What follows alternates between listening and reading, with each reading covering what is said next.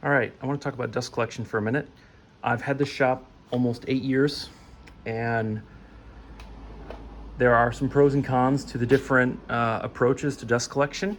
And I'm not claiming I found the perfect system, but I found an effective system, and I'd like to share with you what has worked for me. I've made a few changes over the years, so you're seeing the final product, and maybe you can learn a little bit from my lessons.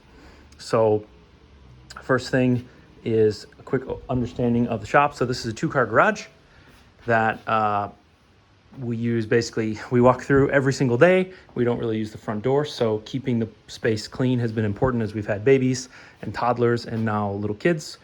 And I'm also a little OCD, so I like things tidy. So this is a woodworking shop. I've recently sold my planer, joiner, and bandsaw because we thought we were going to be moving. But those things used to be here. So drill press, router table, table saw, sanders, lathe, grinders, things like that. I'm also a former mechanic, so I do a lot of general stuff. I fix lawnmowers and four-wheelers and cars out of here, and kind of an all-arounder. And I'm also a homeowner, so I'm also doing projects around the house that are more carpentry and less woodworking. Nonetheless, I have 2 dust collection systems. One I purchased and one I inherited when I bought the lathe.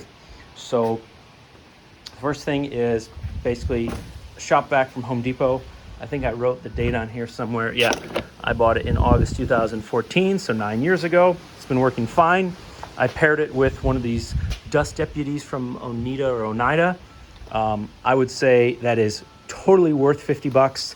It saves you the hassle of getting that thing filled up and in the middle of a job when you're frustrated, and it keeps your filters cleaner. I bought 3 filters 9 years ago, and I basically probably every time when I empty this bin 10 times, I normally change the filter. And then I'll wait until all 3 filters are filthy, and then I will wash them all in the outdoor sink, let them dry in the sun, and then start the cycle over again. That way I'm not constantly cleaning filters. Yeah, so I bought the kit. The bin has broken over the years, but the kit basically comes with this and a foam block, so you can kind of attach it, make it one unit. Mine's gotten a little bit busted up over the years. And then I bought a 25-foot standard shop vac hose. And there was a deal on these. I got this for like $20 on Amazon back in the day. I know that's not what they cost right now, but having a hose that reaches across the garage is awesome. And then I modified another hose and made this shorty hose to go from the table saw with some janky modifications there with what I had. So I just swap these in and out when I'm doing, I mean, I don't hook up the dust collection when I'm making 1 or 2 or 3 or even 5 cuts. But if I'm cutting for a half hour, then I hook it up. And then when I do hook it up, all the times that I hadn't hooked it up, I basically just suck the dust out. So this hose reaches, it used to reach to the bandsaw and to the joiner and to the planer, but it still reaches to that sander and other places that I need it.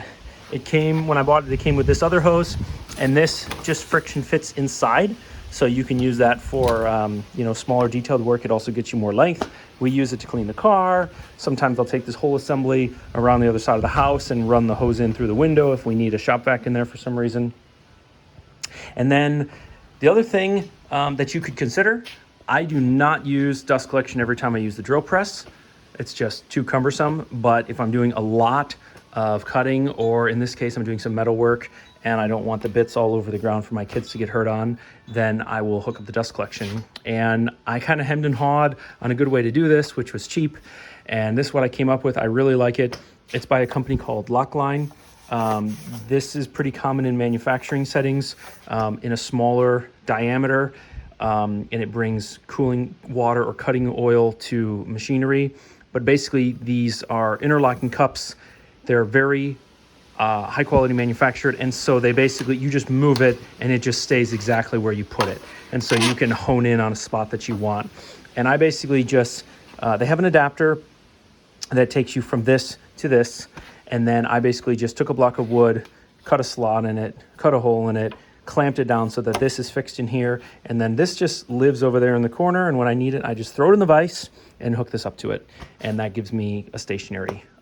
Obviously, if you don't have a vise near the drill press, it's not a good solution, but you can be creative. And this really works well. And when you're doing a lot of drilling, it's really appreciated. I do own one of the bigger, 4-inch systems. I basically got this for free when I bought the lathe from someone. It's not exactly what I would have spent my own money on, and it's not exactly the best system probably, but it does work. It's basically a big blower with a bag for filtration, which creates the suction, which brings in all the chips through more rudimentary cyclone. It's not hooked up to a sander where you have super fine dust. I mean, what comes off the lathe should be more chips until you get to the sanding. And then you can buy these adapters to go to PVC. And then I have it split off to a Y and 2 blast gates, one for the hood when I'm on the lathe and one for the floor sweep. So you can basically just sweep anything into that little tray and it'll get sucked up. So honestly, if I was doing the whole shop again from scratch, I would not invest in, a big dust collector in the corner with blast gates to every single machine. Especially if it's in a garage, you can leaf blow all the dust out of this place. If you were in a basement, that might be a different consideration. But what I absolutely would suggest, and this is a total game changer, is there's a million companies on Amazon that make these things now, but a remote switchable outlet. So you can get like this remote and 4 of those for, I don't know, $25 or something like that. And we keep this Velcroed over there on the bench so the kids can turn it on and off, but you just hit it on and hit it off. You don't have to point it. You can have it in your pocket. It still works. They're fantastic. And I used to have a few more things hooked up to them. Now I really just have the vacuum, but being able to flip it on and off is really a game changer, because if you're always walking around to change it on, you won't do it, or you'll leave it on and then it just drives you crazy with the noise. So yeah, anyway, I've had the system 8 years. I use it all the time. It's very versatile. You can take it out of the garage in 2 minutes and it's semi-permanent. And I would suggest it to anyone who's wanting to spend, I don't know, $200 on a vacuum, shop vac, cyclone, a hose, this maybe. And I definitely would not invest in all of that stuff. It's too rigid, it's too cumbersome, the suction's not good enough, it's too expensive, takes up too much space, and I just don't think it's worth it. So that's just my 2 cents for what it's worth, but I hope this helps maybe some other homeowner. Take care.